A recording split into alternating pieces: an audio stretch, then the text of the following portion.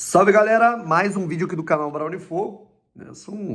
Agora sim, bateu aqui meia-noite, exato, caralho mesmo, foi exatamente no horário aqui, meia-noite, dia 28 de fevereiro, ou seja, no exato momento que a gente começa a gravar esse vídeo, dia de Botafogo, certo? Hoje tem jogo do Botafogo definitivamente, dia 28 de fevereiro de 2024, quarta-feira, Botafogo e Aurora no estádio Newton Santos às 9h30 da noite, horário de Brasília, basicamente com um jogo único, né? Porque no primeiro jogo tivemos Botafogo e Aurora, ou melhor, Aurora e Botafogo em Cochabamba, na Bolívia. Eu estava lá, a mais de 2.600 metros de altitude. A partida terminou 1-1, com o Botafogo não só levando o gol no penúltimo minuto de partida, como também perdendo a última oportunidade do jogo com o Matheus Ponte. Tiquinho perdeu o pênalti, Júnior Santos meteu o gol depois da cabeçada no rebote do Tiquinho, teve gol no lado dos caras, foi um jogo muito maluco, enfim, vamos falar aqui um pouquinho sobre isso. A gente vai ler aqui os relacionados do Botafogo, a gente vai ver o que a gente pode ter, né, dessa relação do Botafogo, dos atletas que podem ser escalados pelo treinador Fábio, tá certo? E a gente também vai falar aqui a respeito do Aurora, certo? Porque o Aurora tem dois jogadores, dois titulares que estão voltando de suspensão do desafio contra o Melgar, certo? Enfim, mas vamos falar aqui um pouquinho sobre essa relação do técnico Fábio Matias. A gente começa nisso, tá legal, pessoal? Goleiros, Gatito Fernandes e Igor Gabriel, são os únicos dois goleiros relacionados. Defensores, Alexander Barbosa, Bastos, Damian Soares, Hugo, Lucas Alter, Marçal e Matheus Ponte. Meio-campistas, Danilo Barbosa, Diego Hernandes, Eduardo, Gregory, Cauê, Marlon Freitas, Newton, Tietê. Ou seja, portanto, o Gregory sendo relacionado pela primeira vez para um jogo de Libertadores.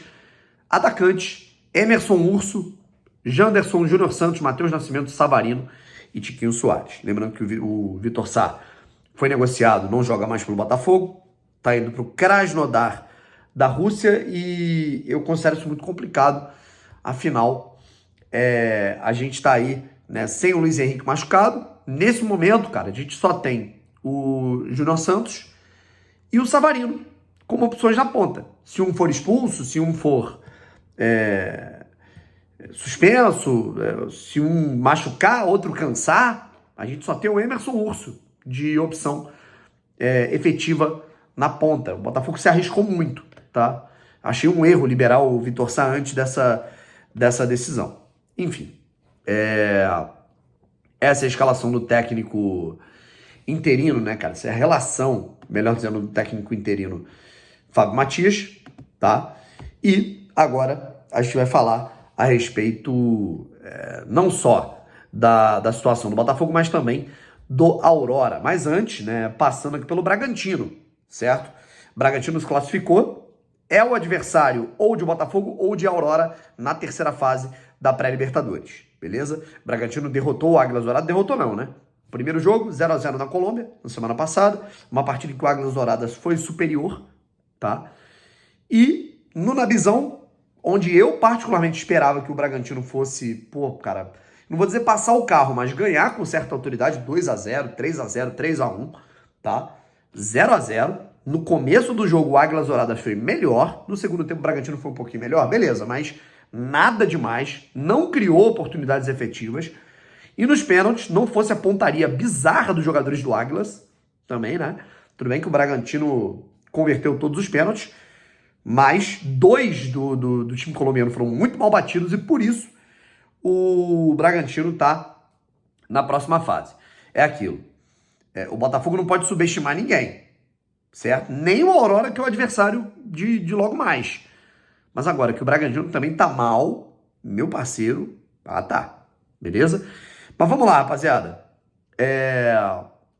Falando um pouquinho sobre esse time do Botafogo que vai encarar esse Aurora, cara.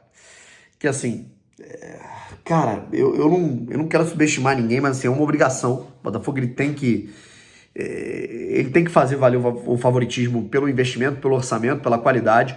Não existe qualquer hipótese. E eu acho que é momento do Botafogo ganhar com autoridade, sabe?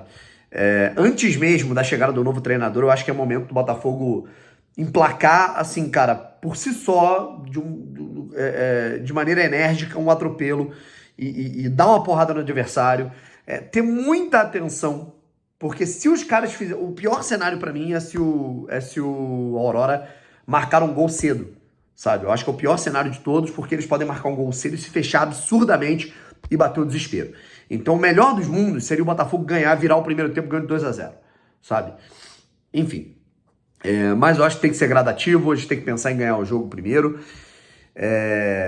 Sobre a Aurora, rapaziada, a gente vai ter a volta de 2 jogadores que foram expulsos no jogo de volta contra o Melgar na primeira fase da pré-Libertadores, em que o Aurora eliminou a equipe peruana para se classificar para enfrentar o Botafogo, certo?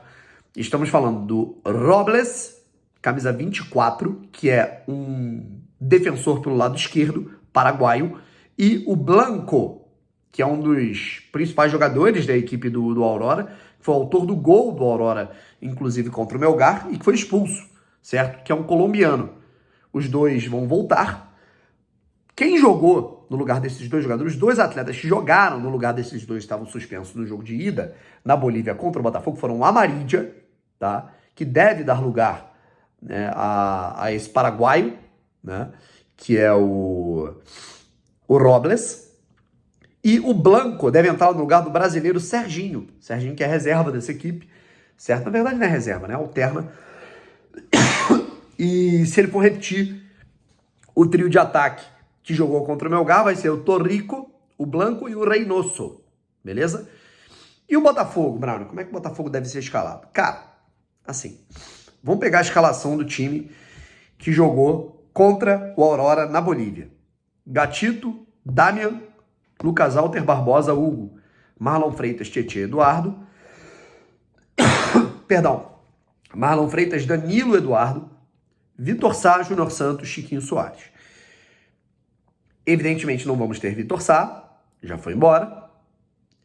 Acho que deve de Gatito, Ponte ou Damian, Alter, Barbosa, Hugo, lembrando que o Barbosa tá apto a jogo, ele que fraturou o nariz, mas deve jogar com uma máscara de proteção.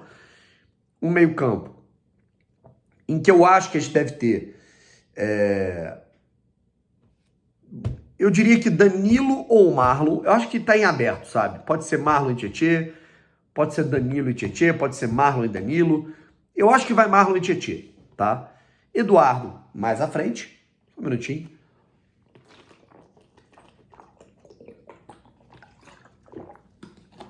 Senão eu vou ficar tossindo igual maluco aqui. De um lado, Júnior Santos, na ponta direita. Na ponta esquerda, Savarino. E no comando de ataque, Chiquinho Soares. Acho que não deve fugir muito disso, sabe? Até porque é um treinador que não só é interino, mas chegou há pouco tempo. Então ele vai fazer o básico, vai dar liberdade para os atletas, mas me preocupa muito as escapadas que o Botafogo dá. A transição defensiva do Botafogo tá muito ruim. Ainda mais contra um time que, porra, do jeito que corre na altitude, imagine o nível do mar, sabe? Os caras não sabem jogar bola, mas sabem correr. Então tem que tomar muito cuidado.